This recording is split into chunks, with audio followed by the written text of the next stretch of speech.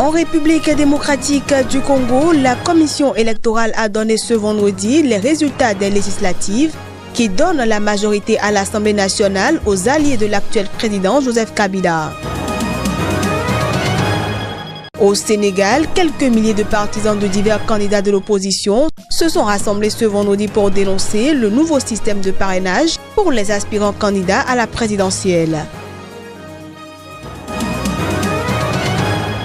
Et puis au Soudan, la police a tiré ce vendredi des gaz lacrymogènes sur des manifestants antigouvernementaux sortis dans les rues de la capitale Khartoum et de la ville jumelle de Omdurman.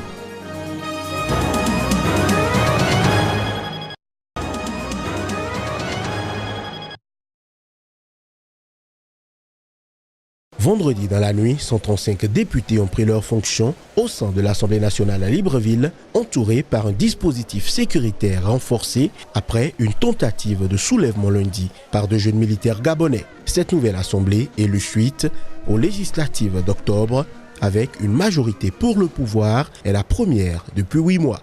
La fille du président Ali Bongo, Malika Bongo, est entrée comme deuxième secrétaire. Le président de l'hémicycle est l'ancien secrétaire général du Parti démocratique gabonais, PDG au pouvoir, Faustin Boukoubi. L'institution doit compter 143 députés au final, mais la Cour constitutionnelle avait invalidé 8 sièges et des partiels sont prévus. Cette nouvelle législature entraîne de facto un nouveau gouvernement qui sera conduit par Julien Nkogé-Bekale, nommé par décret du président de la République comme chef du gouvernement. L'annonce a été faite par le secrétaire général de la présidence gabonaise, Jean-Yves Thiel, dans une vidéo diffusée sur les médias nationaux. L'ex-premier ministre Emmanuel Issosé Ngondé devient médiateur de la République, a ajouté-il. Un nouveau gouvernement est attendu prochainement avec un nombre de ministres plus restreint.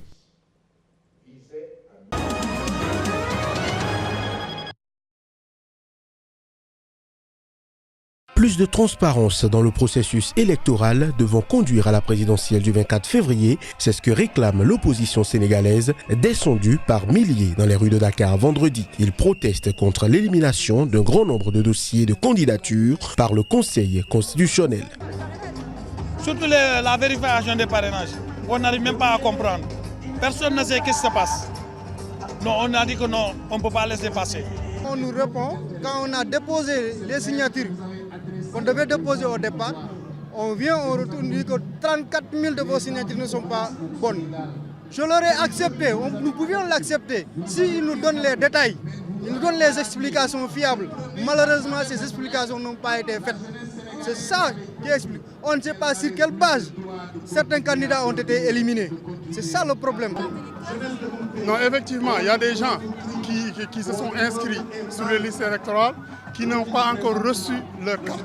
Sur les 27 personnalités ayant rentré un dossier pour se présenter à la magistrature suprême, seuls 7, dont le président Macky Sall, sont parvenus à recueillir le nombre nécessaire de parrainage, environ 52 000 signatures, un seuil fixé par une loi controversée adoptée l'an dernier, selon le Conseil constitutionnel. Le rassemblement était organisé par le Front de résistance nationale FRN, une coalition de 16 candidats de l'opposition qui réclame également depuis des mois le départ du ministre de l'Intérieur chargé d'organiser les élections, Ali Ngouille Ndiaye, jugé trop proche du président Macky Sall.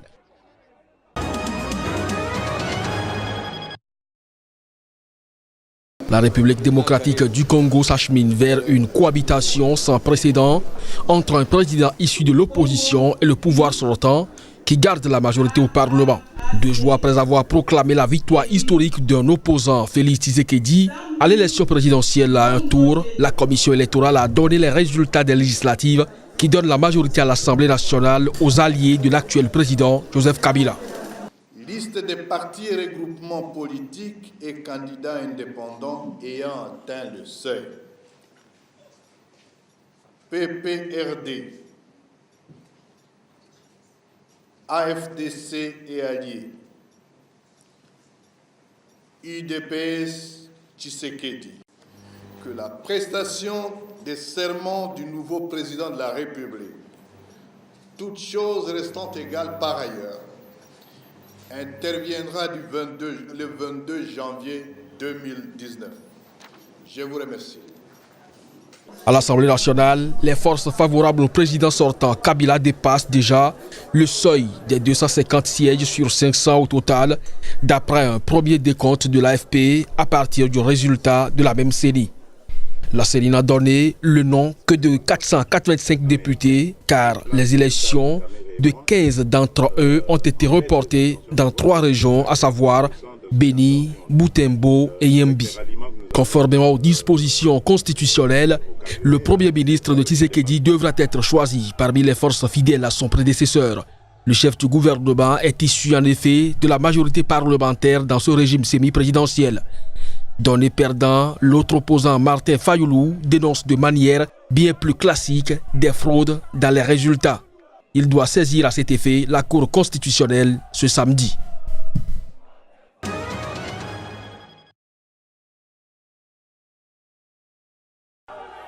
Bras de fer en République démocratique du Congo après l'annonce contestée de l'élection à la présidentielle de l'opposant Félix Tshisekedi.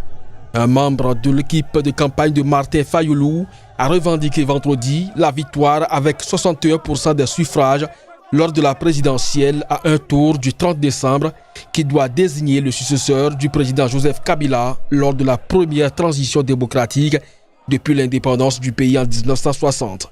Jeudi, la commission électorale a proclamé la victoire de l'autre opposant Félix Tshisekedi devant Fayoulou et le candidat du pouvoir Emmanuel Ramazani Shadari. Au moment où on s'attend à l'annonce du vainqueur à l'élection présidentielle, la publication se transforme en nomination. Acceptez-vous la nomination? On refuse la nomination.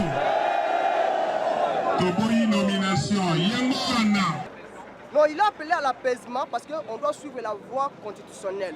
Nous ne sommes pas les voyous pour faire les choses comme de l'autre cas. Nous allons accompagner notre candidat demain à la Cour constitutionnelle pour déposer notre recours. Si la Cour constitutionnelle confirme ces résultats, c'est donc Félix Tshisekedi, 55 ans, fils de l'opposant historique Étienne Tshisekedi, qui doit succéder à Joseph Kabila, 47 ans, au pouvoir depuis l'assassinat de son père en 2001. Selon la Constitution, Kabila ne peut prétendre à plus de 2 mandats d'affilée, mais il a déjà envisagé de se présenter pour le prochain cycle électoral prévu en 2023. Le bras de fer s'est également joué ce vendredi aux Nations Unies. La puissante Église catholique, qui affirme avoir déployé 40 000 observateurs le jour du vote, a demandé à l'ONU la publication des procès-verbaux du scrutin pour enlever les doutes. Quant à la commission électorale, elle a de son côté exhorté le Conseil à soutenir les nouvelles autorités élues.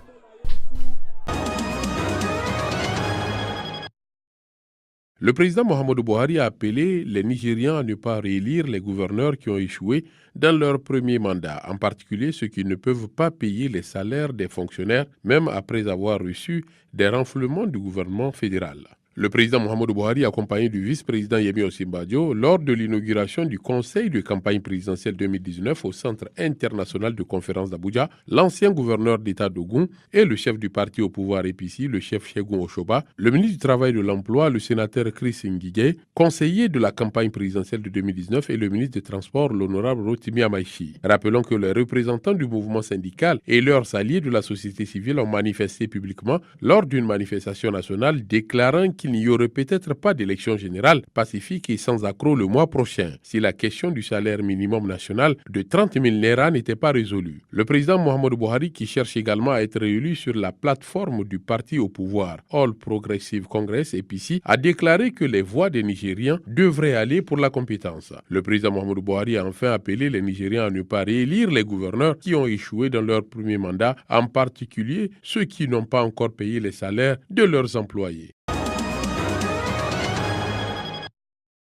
À l'appel de l'Association des professionnels soudanais qui regroupe entre autres des médecins, des professeurs et des ingénieurs, des manifestants anti-gouvernementaux sont sortis dans les rues de la capitale Khartoum et de la ville jumelle de Omdurman après la prière du vendredi. Les protestataires scandaient « Liberté, paix, justice » quand la police est intervenue pour les disperser à coups de gaz lacrymogène. Confrontés à un mouvement de contestation inédit depuis plus de 3 semaines, Le président soudanais Omar el-Béchir continue de bénéficier du soutien de pays alliés tels que l'Égypte, l'Arabie saoudite et le Qatar. Si les États-Unis et l'Union européenne ne soutiennent pas Omar el-Béchir, recherché par la Cour pénale internationale pour des accusations de crimes de guerre et de génocide au Darfour, il travaille avec Khartoum pour s'assurer que le Soudan reste stable, a indiqué une source diplomatique européenne. 22 personnes sont mortes depuis le début du mouvement selon un bilan officiel. Les ONG de défense des droits humains, Human Rights Watch et Amnesty International ont, elles, donné un bilan d'au moins 40 morts, dont des enfants et des personnels médicaux. Ce vendredi, l'Union européenne a appelé à la désescalade en réaction aux violences qui émaillent de ces manifestations antigouvernementales et demandé aux autorités de libérer tous les opposants détenus arbitrairement.